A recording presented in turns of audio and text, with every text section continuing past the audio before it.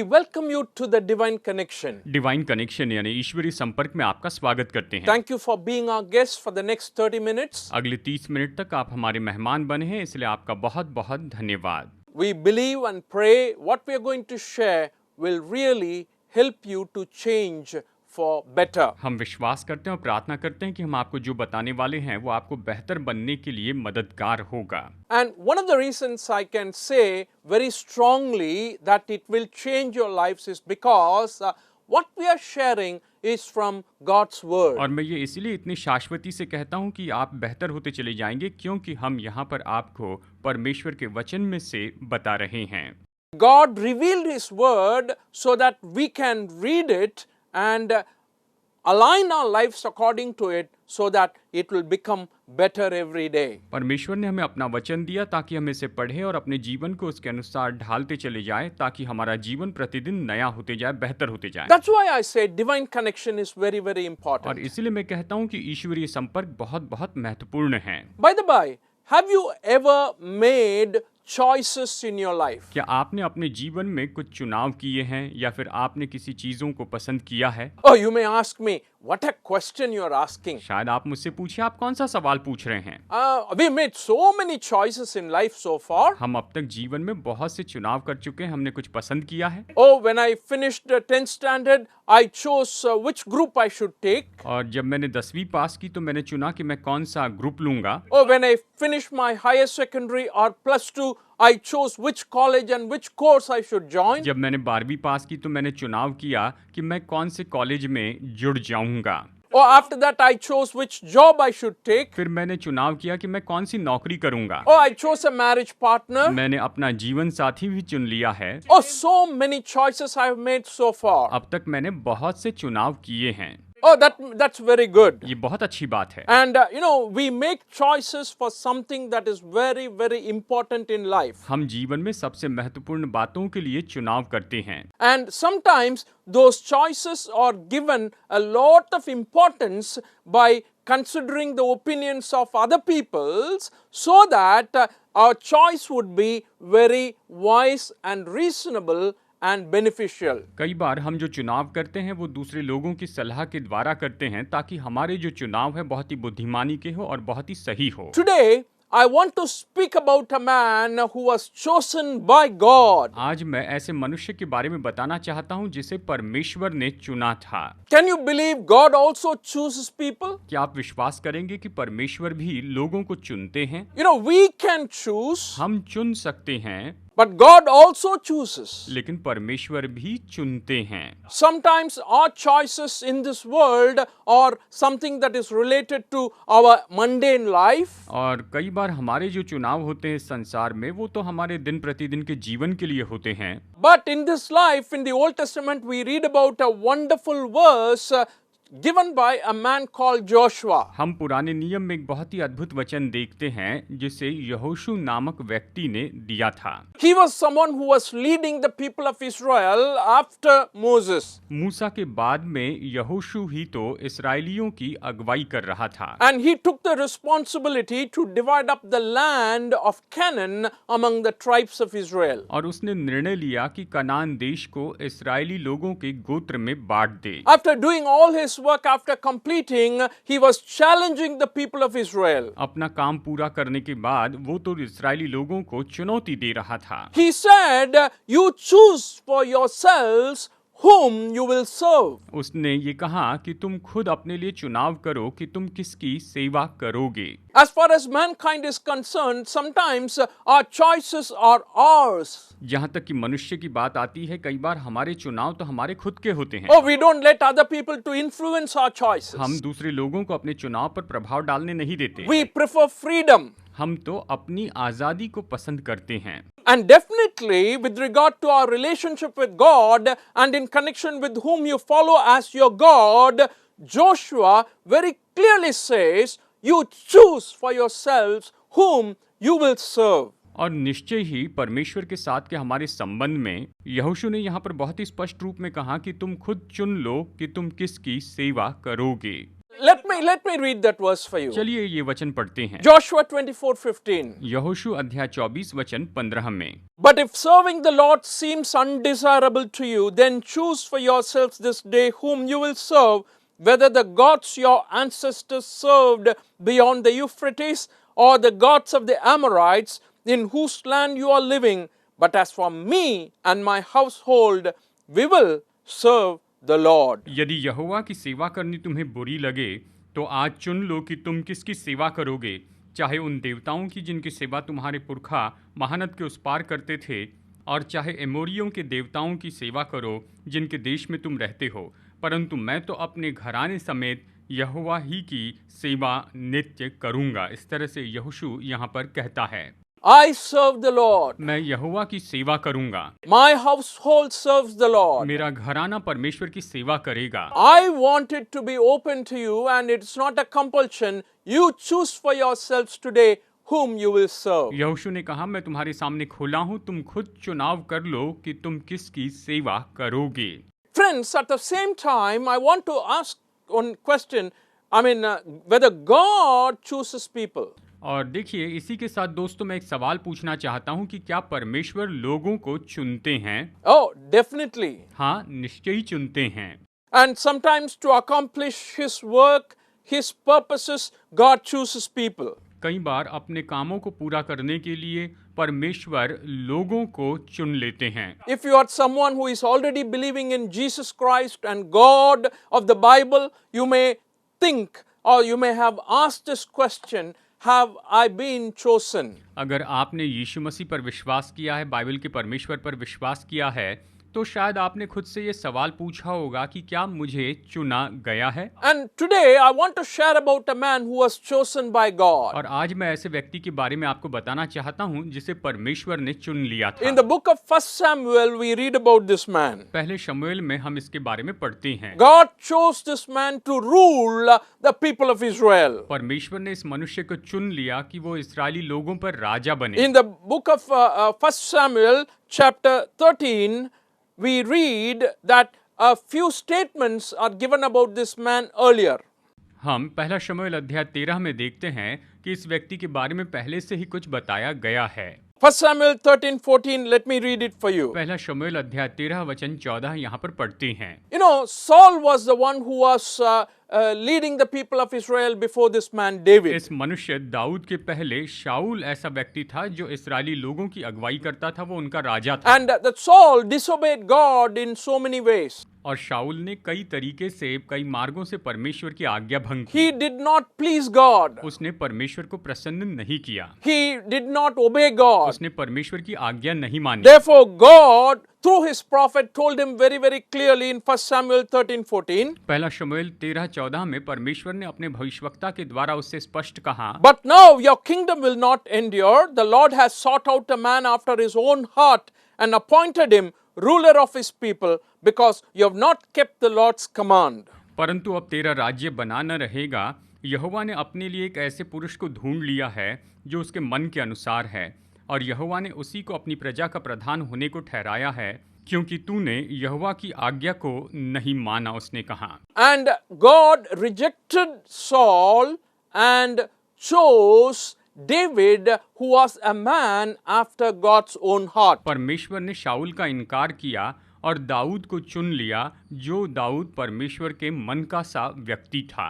The same book 1 Samuel, when you read chapter 15 and 28, इसी किताब यानी पहला शमूएल अध्याय 15 वचन 28 में आप पढ़े तो पाएंगे, Samuel said to him, The Lord has torn the kingdom of Israel from you today and has given it to one of your neighbors, to one better than you. शमूएल ने उससे कहा, आज यहोवा ने इस्राएल के राज्य को फाड़ कर तुझसे छीन लिया और तेरे एक पड़ोसी को जो तुझसे अच्छा है दे दिया है। इस तरह से शमूएल ने शाऊल से कहा। So it was a transition time from Saul to David. तो ये बदलाव का समय था, यानी शाऊल से लेकर दाऊद को देना था। Saul was the first king in Israel. शाऊल तो इस्राएल का सबसे पहला राजा था। Because he disobeyed God, God was choosing David. उसने परमेश्वर की आज्ञा भंग की, इसलिए परमेश्वर ने दाऊद को चुन लिया था। When we talk about David as chosen of God, we can honestly say that David was chosen by God for himself. अब देखिए, जब हम कहते हैं कि परमेश्वर ने दाऊद को चुन लिया, तो दाऊद को परमेश्वर ने चुना था वो तो अपने खुद के लिए। Actually, when Saul was ruling as the first king, Israelites were asking for a king. जब शाऊल पहली बार राज्य कर रहा था, तब इस्राएली लोग अपने ऊपर एक राजा हो इस तरह की मांग कर रहे थे। And that was also hurtful to Samuel. और शमूएल ने जब ये बात सुनी तो इस बात को सुनकर शमूएल दुखी हुआ। But at this time, when God decided to choose David, he says, I have chosen a person for myself. अब देखिए, जब परमेश्वर ने दाऊद को चुनने का निर्णय लिया तो उसने ये कहा कि मैंने अपने लिए एक मनुष्य को चुन लिया है। I want you to read 1 Samuel chapter 16 verse 1. पहला शमूएल अध्याय 16 वचन 1 यहाँ पर हम पढ़ते हैं। The Lord said to Samuel, how long will you mourn for Saul, since I have rejected him as king over Israel? Fill your horn with oil and be on your way. I am sending you to Jesse of Bethlehem. I have chosen one of his sons to be king. यहोवा ने शमूएल से कहा, मैंने शाऊल को इस्राएल पर राज्य करने के लिए तुझे जाना है। तू कब तक उसके विषय विलाप करता रहेगा?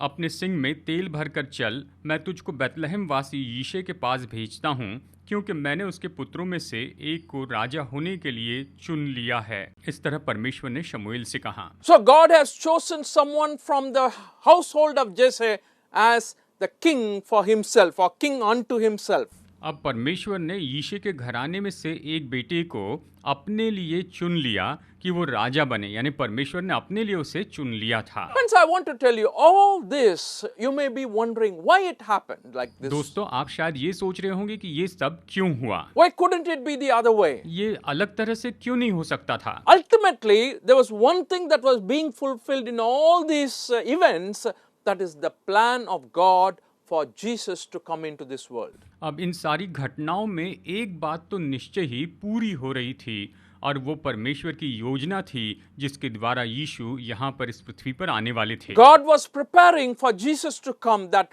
through David, Jesus must come into this world. परमेश्वर यहाँ पर संसार को तैयार कर रहे थे ताकि दाऊद के द्वारा यीशु मसीह जो है इस संसार में आ सके। David was a great part in the plan of God. परमेश्वर की योजना में दाऊद जो है वो तो निश्चय एक बहुत बड़ा विचार था, And that's what is very important in this. और इसमें यही तो सबसे महत्वपूर्ण है। Today I want to tell you, whether you're watching this program with a lot of worries and with a lot of hope, whatever it is, I want you to believe that this God has plans for your life. और आज मैं आपको यही बताना चाहता हूँ, चाहे आप ये प्रोग्राम बहुत सी चिंताओं के साथ देख रहे हैं या फिर आशा के साथ, मैं बताना चाहता हूँ परमेश्वर के पास आपके जीवन के लिए योजना है। If you made some choices that you thought were not worthy, not good, maybe it is time to alter those choices, change some of the things that you have made. अगर आपने कोई चुनाव किए जिसके बारे में आप सोचते हैं कि ये योग्य नहीं थे, तो ये समय आ चुका है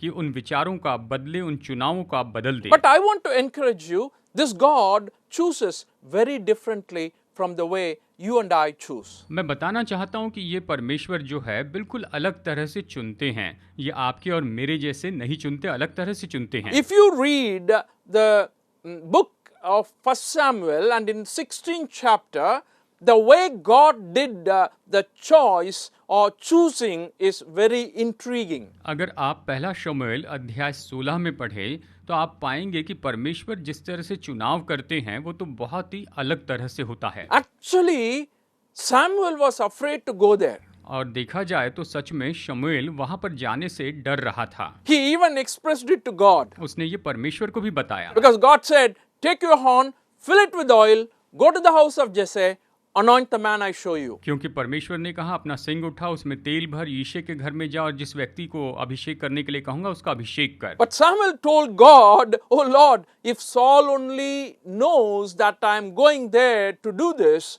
he will kill me. परंतु शमूएल ने परमेश्वर से कहा कि हे परमेश्वर, अगर शाऊल को पता चल जाए कि मैं वहां पर ऐसा करने के लिए जा रहा हूं तो वो मुझे मार देगा। But God says, take a heifer and go along, and you say that you have come to offer sacrifice. परमेश्वर ने उससे कहा कि तू एक कलोर को लेकर जाना और अगर कोई पूछे तो कहना कि मैं बलिदान करने के लिए आया हूँ, Sacrifice to the Lord. परमेश्वर के लिए बलिदान करने आया। Invite Jesse and to the sacrifice and also probably his family. उस बलिदान में यीशे और उसके परिवार को बुलाना, And at that time you anoint the one whom I will show you. और उस समय जिस व्यक्ति को मैं तुझे दिखाऊंगा उसका तू अभिषेक करना। So as soon as Samuel arrived in Bethlehem, और जैसे ही शमूएल बैतलहम में पहुंच जाता है, and immediately Jesse comes and inquires him, "Oh, is everything okay? Are you at peace?" और तुरंत ही वहां पर यीशे आ जाता है, उससे पूछता है क्या सब कुछ ठीक है, क्या तुम शांति में हो? And Samuel said, "Everything is peace, no problem. शमूएल ने कहा सब कुछ कुशल है, कोई समस्या नहीं है। And I've come here to sacrifice. मैं तो यहाँ पर बलिदान करने के लिए आया हूँ, Call your family." अपने परिवार को बुलाओ। And then when they were about to sacrifice, he asked Jesse to bring all his sons one by one. और जब वो बलिदान करने लगा तो उसने यीशे से कहा कि एक एक करके अपने सारे बेटों को बुलाओ। So one by one they come, and the first one comes. His name was Eliab. और सबसे पहला वहां पर आता है जिसका नाम एलियाब था। And as soon as Samuel saw Eliab, he felt, "Oh, this must be the one whom God has chosen." और जैसे ही शमूएल ने एलियाब को देखा तो उसने सोचा कि यही वो व्यक्ति होगा जिसे परमेश्वर ने चुना है। Perhaps he was the first one in the family. शायद वो परिवार में सबसे बड़ा बेटा होगा। Also, maybe he is very good and probably having, good height and weight. शायद वो अच्छे कद का होगा, हट्टा कट्टा होगा, दिखने में वो अच्छा दिखता होगा, उसका वजन अच्छा होगा। And God says, "No, no, I did not choose him." और परमेश्वर ने कहा कि नहीं नहीं, मैंने इसे नहीं चुना है। So he says, "Send the next one." तो फिर शमूएल कहता है कि अपने दूसरे बेटे को बुलाओ। He says, "Send Abinadab." उसने कहा कि अबीनादाब को तुम भेजो। And Abinadab comes, and he was thinking in his heart, Samuel, "Oh, this must be the one whom God has तो chosen." अबीनादाब आता है और शमूएल सोचता है कि हाँ, इसे परमेश्वर ने चुना होगा। And God said, "No, not him." परमेश्वर ने कहा नहीं, ये भी नहीं। And the third one comes, Samma comes. और फिर तीसरा आता है, सम्मा आता है। And God says, "I did not choose him also." और परमेश्वर ने कहा मैंने इसे भी नहीं चुना है। And Jesse made all the rest of the 4 children at home to pass through. और यीशे अपने बाकी 4 बच्चों को शमूएल के सामने से लेकर जाता है।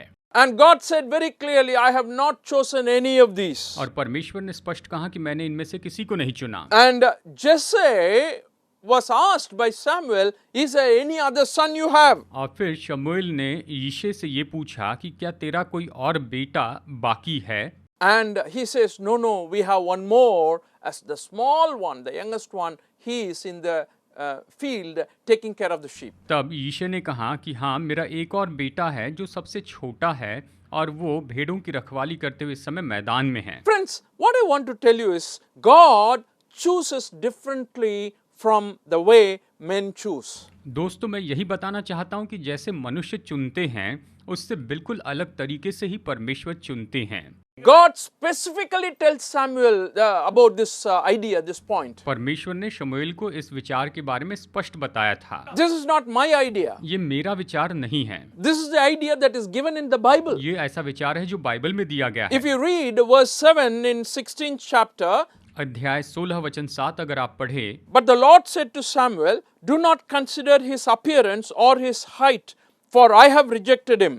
परंतु यहोवा ने शमूएल से कहा, न तो उसके रूप पर दृष्टि कर और न उसके कद की ऊंचाई पर, क्योंकि मैंने इसे अयोग्य जाना है। The Lord does not look at all the things people look at. लोग जो सब कुछ देखते हैं उन्हें परमेश्वर नहीं देखते हैं। People look at the outward appearances. लोग तो केवल बाहरी रूप को ही देखते हैं, But God looks at the heart. लेकिन परमेश्वर हमारे हृदय को देखते हैं। Man looks at the face, मनुष्य चेहरे को देखता है, looks at the outward form. केवल बाहरी रूप और डिलडौल को देखता है। Friends, what men usually look at is very much like how Saul was looking when he was first chosen by God. जब शाऊल को राजा करके चुना गया तब सब लोगों को वो पसंद आए, इस तरह से वो था और वो इसी तरह से दिखने वाला था।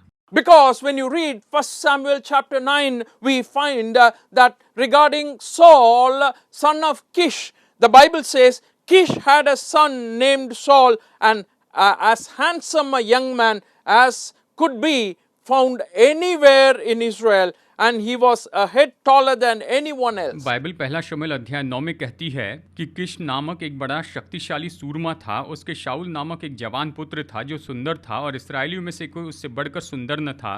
वो इतना लंबा था कि दूसरे लोग उसके कंधे ही तक आते थे। यानी जो शाऊल है वो तो बहुत ही रूपवान था। So God, initially Saul was having a adequate height and whatever appearance that people usually look for in a king. But this time God says, no. I have chosen someone who is close to my heart, not how physical appearance. परमेश्वर ने शाऊल को चुन लिया था। जैसे लोग चाहते थे कि राजा ऐसे दिखना चाहिए, उसका कद ऐसा होना चाहिए, वो सब वहां पर शाऊल में था। लेकिन इस समय जब दूसरा राजा चुनने की बारी आई, God chooses differently. तो परमेश्वर ने बिल्कुल अलग तरीके से दाऊद को चुन लिया। When Esau and Jacob were born to Isaac, जब इसहाक के द्वारा एसाव और याकूब का जन्म हुआ, God chose the younger one. परमेश्वर ने छोटे बेटे को चुना। Oh, older one I rejected Esau. मैंने एसाव जो बड़ा है उसका इनकार किया, But I accepted Jacob. लेकिन मैंने याकूब को स्वीकार किया। I have chosen him. मैंने उसे चुन लिया है। Friends, that's the way God chooses. दोस्तों, परमेश्वर ऐसे चुनते हैं। If you ask me why he does that, अगर आप पूछे वो ऐसा क्यों करते हैं and what are the reasons? और इसके पीछे कारण क्या है, Is there any specific point in that? क्या इसमें कोई खास पॉइंट है? He is God. वो तो परमेश्वर हैं। He is sovereign. वो महान हैं। He can do what he wants. वो जो चाहे वो कर सकते हैं। Yet at the same time, he also knows what we will do. और इसी के साथ वो ये भी जानते हैं कि हम क्या करने वाले हैं। He knows our past, our present and our future. वो हमारे भूतकाल, वर्तमान और भविष्य को जानते हैं। Therefore, when God chooses, he has everything in his mind. और इसलिए जब परमेश्वर चुनते हैं तो उसके मन में सब कुछ होता है। We see only the present. हम केवल वर्तमान को देखते हैं। God sees the future. परमेश्वर भविष्य को देखते हैं What it will be after 10 years. कि 10 साल के बाद ये कैसा होगा, What it will be after 15 years. 15 साल के बाद कैसा होगा। And that's why we cannot question his choices. और इसलिए हम उसके चुनाव पर सवाल नहीं उठा सकते। And whatever appeared pleasing to Samuel, God said, no. I have not chosen these people. I've chosen this one. Anoint him.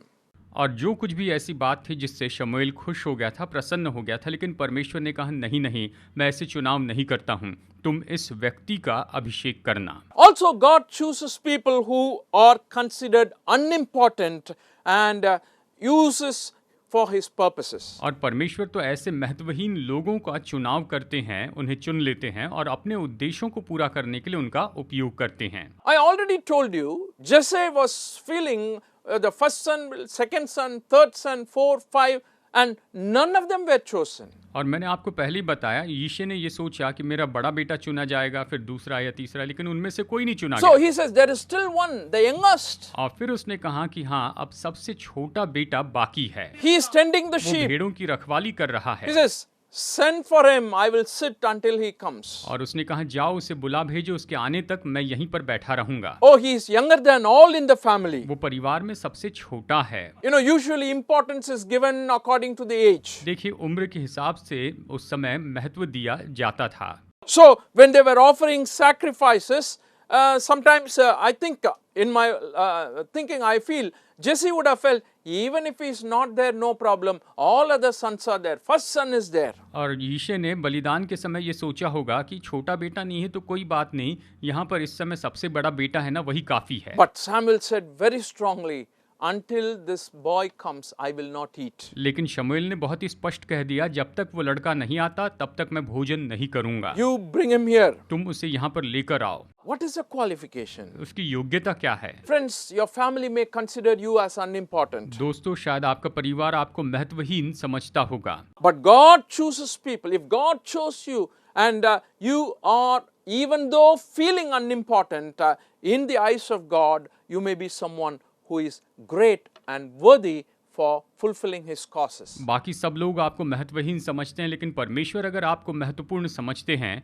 तो भी परमेश्वर की दृष्टि में आप महान हैं और वो अपने उद्देश्यों के लिए आपका उपयोग करते जाएंगे। And such people are used by God. और ऐसे ही महत्वहीन लोगों का परमेश्वर ने उपयोग किया है। There is someone who hated David like anything. एक ऐसा व्यक्ति था जो दाऊद से बहुत ज्यादा नफरत करता था। He is Saul, King Saul. उसका खुद का राजा शाऊल। You know, after Saul was rejected, he was tormented by a spirit. और जब शाऊल का इनकार किया गया तब एक दुष्ट आत्मा आकर शाऊल को सताया करता था। In fact, God used this chosen vessel to comfort even Saul, who hated David like anything. परमेश्वर ने इस चुने हुए व्यक्ति दाऊद का उपयोग किया कि शाऊल जो उससे नफरत करता था उसे भी वो तसल्ली दे सके। 1 Samuel 16:23. पहला शमूएल अध्याय 16 वचन 23 कहता है, Whenever the spirit from God came on Saul, David would take up his lyre and play. Then relief would come to Saul. He would feel better and the evil spirit would leave him. जब जब परमेश्वर की ओर से वो आत्मा शाऊल पर चढ़ता था तब तब दाऊद वीणा लेकर बजाता और शाऊल चैन पाकर अच्छा हो जाता था और वो दुष्ट आत्मा उससे हट जाता था। In the same chapter's 14th verse. इसी अध्याय में वचन 14 है। Now the spirit of the Lord had departed from Saul, and an evil spirit from the Lord tormented him. यहोवा का आत्मा शाऊल पर से उठ गया और यहोवा की ओर से एक दुष्ट आत्मा उसे घबराने लगा। इस तरह ये कहता है। Every time this happened, David was there to help him out. और जब भी ऐसा हुआ तब दाऊद उसकी मदद के लिए वहां पर था। God uses the foolish things of this world, परमेश्वर इस संसार के मूर्खों का उपयोग करते हैं, the unimportant things. ऐसे लोग जिनका कोई महत्व नहीं है। In the book of 1 Corinthians 1:26-29, we read like this. पहला कुरिन्थियों अध्याय 1 वचन 26 से 29 तक हम ये पढ़ते हैं। Brothers and sisters, think of what you were when you were called. Not many of you were wise by human standards. Not many were influential. Not many were of noble birth. But God chose the foolish things of the world to shame the wise. God chose the weak things of the world to shame the strong. God chose the lowly things of this world and the despised things and the things that are not to nullify the things that are, so that no one may boast before him. हे भाइयों, अपने बुलाए जाने को तो सोचो कि न शरीर के अनुसार बहुत ज्ञानवान और न बहुत सामर्थी और न बहुत कुलीन बुलाए गए, परंतु परमेश्वर ने जगत के मूर्खों को चुन लिया कि ज्ञानवानों को लज्जित करे, और परमेश्वर ने जगत के निर्बलों को चुन लिया है कि बलवानों को लज्जित करे, और परमेश्वर ने जगत के नीचों और तुच्छों को, वरन जो है भी नहीं उनको भी चुन लिया कि उन्हें जो है व्यर्थ ठहराए, ताकि कोई प्राणी परमेश्वर के सामने घमंड न करने पाए। ये वचन कहता है यहाँ पर कि परमेश्वर ने जगत के मूर्खों को चुन लिया है। Are you someone who is feeling low? क्या आप ऐसे व्यक्ति हैं जो कि बहुत नीचा महसूस कर रहे हैं? And I want to tell you, God can use you. मैं आपको बताना चाहता हूँ, प्रभु आपका उपयोग कर सकते हैं। He chooses people who feel very, very lonely. He chooses people who feel very, very low. परमेश्वर ऐसे लोगों का उपयोग करते हैं जो अकेलापन और नीचा महसूस करते हैं। And that is when you realize His power. और तभी तो आप उसकी सामर्थ को पहचान लेते हैं। You want to experience God's power? क्या आप परमेश्वर की सामर्थ का अनुभव करना चाहते हैं? Believe Him. Talk to Him today. तो उस पर विश्वास कीजिए, आज उससे बातें कीजिए, And He will change your life. और वो आपकी जिंदगी बदल देंगे You will become better every day. और आप प्रतिदिन बेहतर होते जाएंगे। May God bless you. परमेश्वर आपको आशीष दे।